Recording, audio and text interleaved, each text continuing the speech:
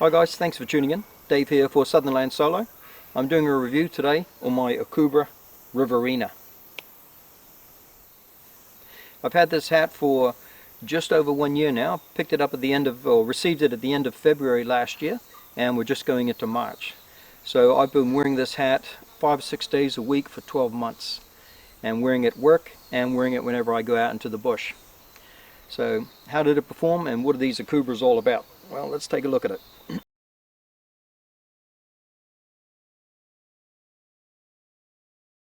The Akubra Riverina. The color of this one is Loden. Now, Akubra is an Australian company.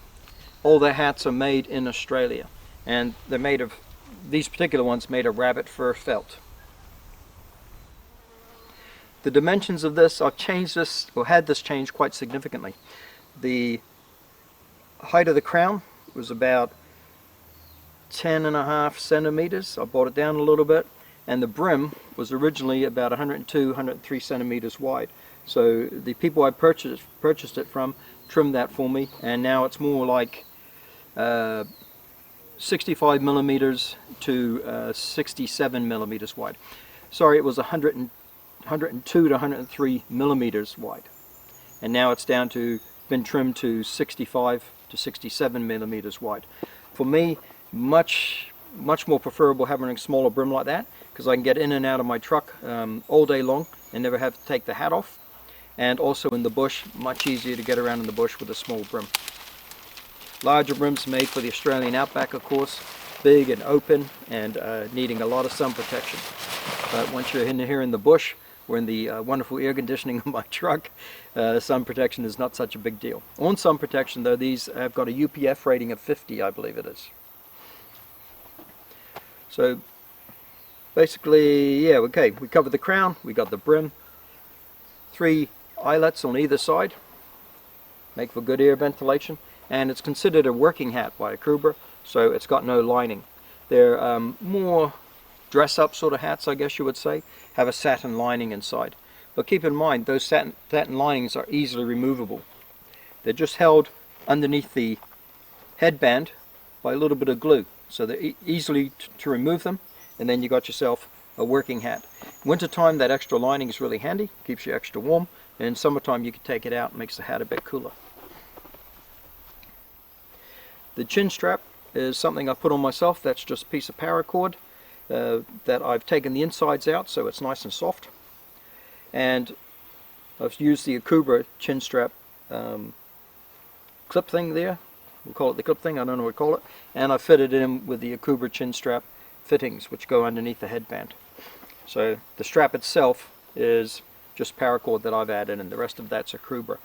And the hat band is part of a dead kangaroo. Quite nicely braided in that, so it's quite good.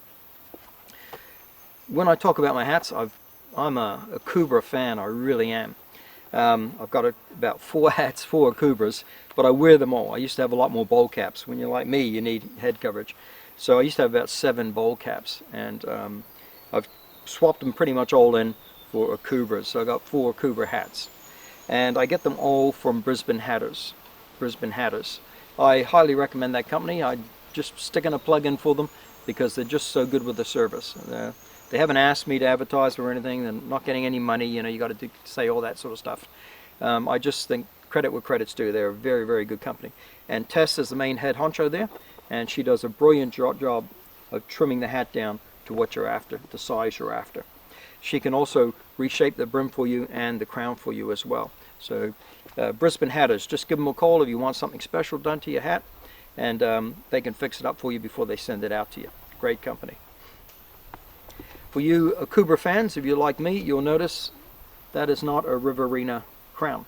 This crown is more like a Akubra Leisure Time or the Akubra Bogart, more like that sort of a crown. I have reshaped the crown. The crown was originally just a straight crease, and the hat was like level across the top with a pinch on the front. But I've reshaped it into more of a teardrop style. And it's quite stiff, which is one reason why I like this Riverina. It's made to be a working hat, and I think they put a spray lacquer in it mixed in with a rabbit fur, something like that. I'm not sure how it's done, but it makes it quite stiff and very robust and very resilient. You know, This has blown off my head a couple of times when I'm on top of machines.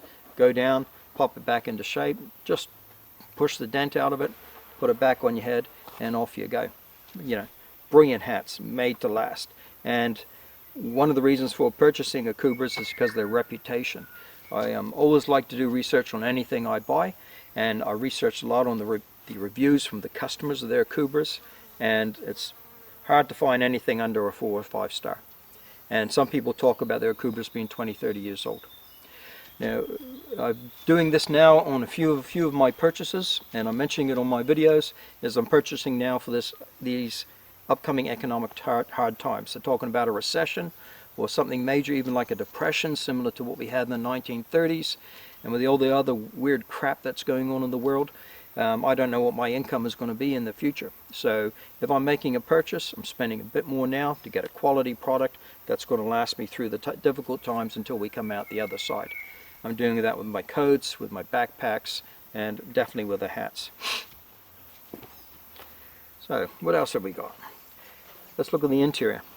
Again, it's unlined because it's a working hat, so there's no satin lining in it. But Akubra does put a little Akubra sticker there. That's Jackaroo, I believe you call those fellas. He's on a bucking bronco there, and that's to stop your sweat from the top of your head going through and staining the top of the hat. Eventually it will. I mean, you're talking like years of usage. You're eventually going to get some staining in there from sweat. That's just part of the hat. Makes it your own.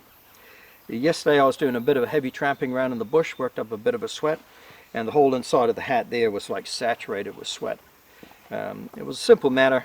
Just to cool off, you just take it off, give the hat a bit of a flick.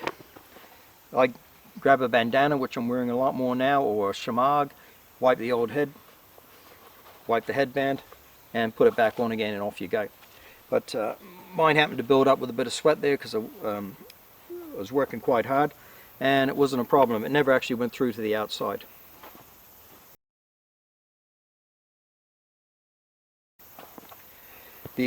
Still talking about the interior. The headband is leather. Some of the Akubras, they're cotton, and I was thinking I would have preferred cotton when I first bought it, but now, after having these leather ones, I much prefer leather.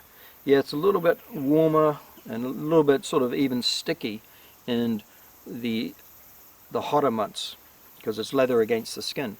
But I've hardly ever had to use my chin strap because of this leather headband. The leather does stick to your skin, so in the wind, you're outside in the wind, that leather headband helps hold it to your head. It sticks to your skin more. It doesn't feel like a gooey, gluey type feeling at all. It just helps it adhere to your head. It's friction. And when you're in the wind, the cool thing about these, if the wind's coming at you, just tilt it down a little bit, and tilt your head. The wind will help push against the hat and push it down on your head. If the wind's coming from the back, you don't want to get underneath and push it off. So just tilt it back. Lean your head back a bit. While you're working, the wind hits the top of the hat and pushes it down onto your head. So sort of like that aerodynamic thing combined with the leather headband, keeps it on your head. How does it hold up in the rain? Brilliant. I'm sold on these rabbit fur felt, particularly the recipe that I call it that Akubra has for putting these things together. I've been out in some major rain, and in and out of my truck, up on top of machines, and rain is like pouring down, and it's been virtually saturated on the outside, and I've never ever yet had the rain come through the inside. Not soaking through the fabric. The only place it did come through were through these eyelets, and all that was a bit of dampness around the eyelets. Unless that rain is blowing directly into these eyelets like that, then even the rain's going to stay out there. I'm thinking what it is the rain can saturate the fabric on the outside, and it just rolls over the top of the eyelet and you get some moisture on the inside. And that's all I really had. Even in some heavy rain, I've only had a little bit of moisture on the inside of those eyelets. In winter time, it kept my head nice and warm and dry. It just performs really, really well.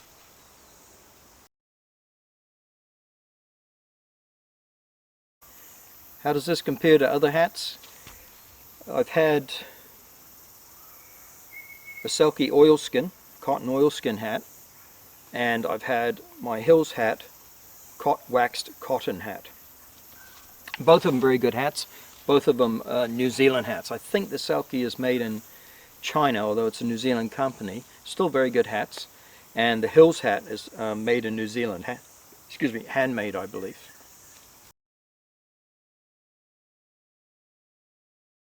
The Hills hat, Milford, the cotton waxed hat, my head overheated really fast. Even in winter time, it was a little bit warm. They advertise that wax is breathable. I've never heard of a breathable wax, but apparently Hills hat has one. And I don't think they put it on the hat that I had. It's a good hat. I bought it because of its quality. I'm not putting that down in the least. But it didn't perform for me for what I needed. I felt I heated up too much in the hat. It had ventilation holes, eyelets, but it was too hot. This one here, it's more the natural fabric hasn't been clogged up with wax or oils like an oilskin, and so I think it breathes a bit more. And even I've had it in hotter weather than I had the Hills hat in, and this was more comfortable in hotter weather than the Hills hat was in more of a moderate temperate weather. So, you know, this definitely breathes better and performs better. How did it perform against the Hills hat in the wet? Just not even comparable. The Hills hat, and the first time I wore it in the rain, was a very light, misty rain, and within a few minutes the water was coming into the inside of the hat. So I waxed the outside of the hat again, but it actually got even hotter. So I didn't find it a very good hat for me, not for me. Walking around in the bush sweating like as I was yesterday, the Hills hat would have been very, very uncomfortable. And yet I was wearing this all day, and yeah, I sweated and heated in that, but I never felt so bad that I just wanted to take it off and cool it down a little bit. So much better performer, it really was. Bit more in price, yeah, it definitely is, but I got a hat that I think will last as long, or maybe a little bit longer than the Hills hat. Again, remembering the Hills hats are very well made, but I got a hat that just performs a lot better in the wet, in the cold, and in the warmth.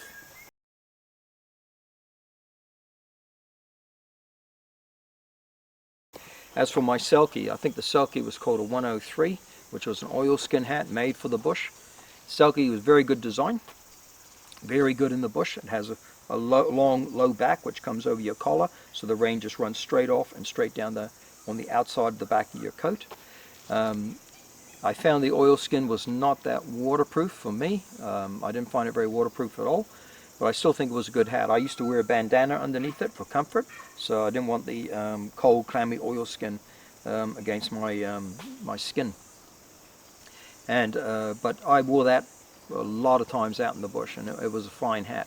I still think the Akubra rabbit fur-fouled hats are an improvement on the Selkie as well. Again, I'm not running any of those other two hats down. I used them. I thought they were really good. The Selkie got the most use, and I just thought they were well made, well used. But for me, this has worked out to be a step up, a lot more practical, and a lot more versatile as well. Heat, cold, wet, and dry.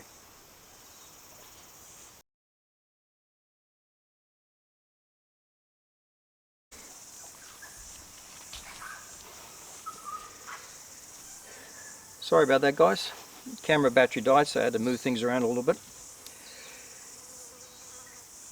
The only other comparison I can draw with this hat is between other headwear I wore out in the bush and at work before I started wearing hats, and that was bandanas in the summertime and wool beanies in the winter time. So I can wear a bandana under this, which I have done, which is quite comfortable, particularly in the hot weather.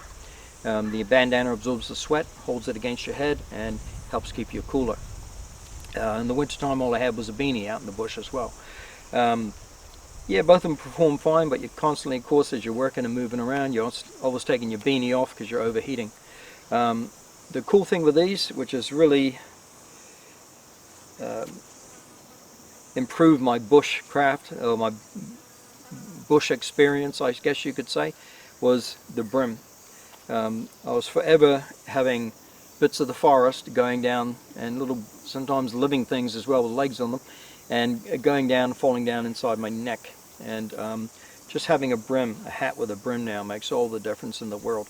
I just swear by a good hat like this for out in the bush now. I also wear, trying out bandanas now, but I usually wear a shamag as well. So even in summertime, it's not that cold, it's not that warm having these on around your neck. And if it gets too hot, you can dip this in water or dip your shamag in water and wrap it around your neck and you stay nice and cool. But a good hat with a decent brim, and then a neck covering like a bandana or a shamag, and just stops all the forest life from, as you're pushing through the bush, falling down and getting down your shirt, and you're constantly doing this all the time. So real pleased with my Akubra Riverina. It's a brutal workhorse, it really is. It's an awesome hat. I mean, this thing can take some punishment. And pretty much 5 or 6 days a week for the last 12 months.